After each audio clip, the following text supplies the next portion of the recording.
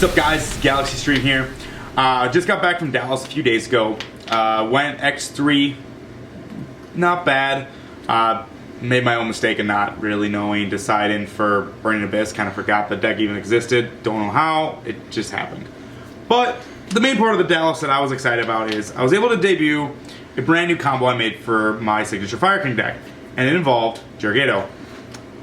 Now, it actually sparked a lot of attention while I was there. I started out undefeated through the first 4 rounds, and I was X1 through 6. There is, I even got an interview done by Team APS that's on his channel, just got uploaded today, October 7th. And I just wanted to go over, a couple people were wondering there at the event, on his channel, and just some my own personal friends who knew how I did, just what the combos were, and the main gist behind it, and why Jirgato is just so good in this deck. So I just wanted to go in and kind of explain my reasoning behind the importance of Jirgato. So, of course, you need the Jirgato for this combo. It is the most important card on there. Now, to make the first combo that I'm going to go over, it's when you have no monsters in your graveyard. The reason why it's so important is because this card is your main boss monster of the deck. Everyone already knew that.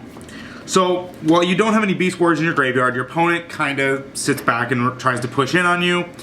And normally beforehand, this card just kind of sat back and you played at your opponent's pace, and you wasted all your back row into just keeping one monster alive, or letting your opponent establish a monster just so you can make this card live. So for this combo, all you need is any 4-star Fire King or Beast Warrior in general, Wolfbark, and then the most important, Jirgato. Now, ways to get these monsters are, yeah, that's a 3-card combo. The only one you actually can't search is Jirgato. So once you have him in your opening hand, you just start trying to acquire your pieces. So for Wolfbark and or Barong, you have Tenki, or just hard drawing them. So this is technically, you're playing about 5 copies in my deck of Wolfbark. And then the way to get a free monster on the board going first is to either normal summon it, keep it there with your endless amounts of responsive back row, or playing Onslaught of the Fire Kings when you go second, or when your opponent has a monster you don't. It's a free monster. So, you get Barong on the board. Alright. Next, you want to just normal summon Wolfbark. Now, be in mind, we have no graveyard at the moment. So you enter battle phase and you declare your attack with Barong, and you declare your attack with Wolfbark.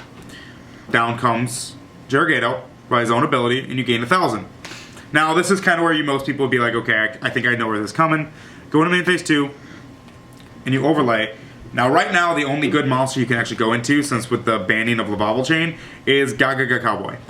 You make Cowboy in defense mode and you detach your Barong. Now you have a Beast Warrior in your graveyard for Wolfbark to summon. Then from there, you would make Ptolemaeus. Ptolemaeus on the end phase, as most people know, you can attach a Tellarknight. On the same end phase, he now has 3. You can fill your graveyard up and make Pleiades. Now, why this play is so good is by Pleiades bounce effect. Now, yeah, it can be used on your opponent's turn, but what most people know about old Fire King decks is when you make Wolfbark, you usually have to research a Wolfbark, because you normally make Tiger King for your big combo to research a Tenki and get another Wolfbark, so you really don't lose anything. It's the same thing with Pleiades, except now you put 4,000 damage on board, not including his burn effect. And if you use Tenki, or if you have Venus Chain, Vanny's Emptiness, or Call of the Haunted, you have cards that you can now recycle. This being a soft lock. So, with the Tenki now on board, you set your whatever number back row, your opponent has to now respond to Pleiades. If you need to, you can play defensively with Pleiades and bounce your opponent's stuff back on the end phase, or just to disrupt their plays, or if they can't get around the board, you can draw it for turn, and then Pleiades bounce your Tenki back to once again recycle said Wolfbark. And you keep going through it. So that's a really good just play to get Wolfbark starting to play. Because when you detach 3 for Pleiades, you will have that same Barong in the graveyard. So that's when you don't have any monsters. Now, I'm going to skip a lot of the mid-game combination of it, because all you're going to swap out is, instead of for Cowboy, you're just going to overlay into Emerald. Emerald will do the same thing and detach the same Barong, except now you're going to have monsters in the graveyard to get a free card out of this and have the same field of Pleiades right next to Emerald. So that is the first, that is like the generic +1 play of mid-game. My personal +1 play is when you need to start establishing a board. Both opponents are kind of out of back row, and you need to really put something on the board to establish and for them to fight through. So that's when Onslaught once again becomes key, along with the Jerigato and Wolfbark. Once again, 3-card combo. This time, like I said, it's mid-game, so your Barong is probably in the graveyard. Activate your Onslaught. This time you're going to get a free monster out of your deck. For purposes, I'll use Yaksha since it's a different name. You're going to normal summon your Wolfbark, activate his effect, bring out Barong. Now, enter battle, attack, attack, special summon the Jerigato. Now you have 4 monsters. See, now at this point you can set your back row, go into main phase 2, and at this point now you can make Ptolemaeus. And for me, which this can be either like a Dweller or any other card that can generate advantage, or even like a Tiger King, I make Giant Hand because it's responsive.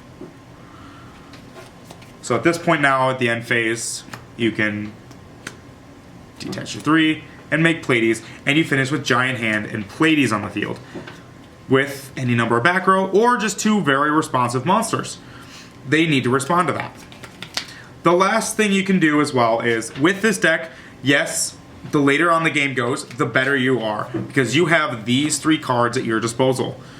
The one of Call the Haunted, the one of Rekindling, and the one of Instant Fusion. The more you have of these cards, especially these 2, the bigger your board can be. For example, let's say you have Instant Fusion, and you had your monsters in the graveyard already, and you're re-establishing the board. We do the same. Onslaught, make Giant Hand, make Pleiades, so you've got Ptolemaeus and Giant Hand on the field. You activate Instant Fusion. Instant Fusion can summon Norden effect, and you get another free monster out of that. The same thing with Rekindling.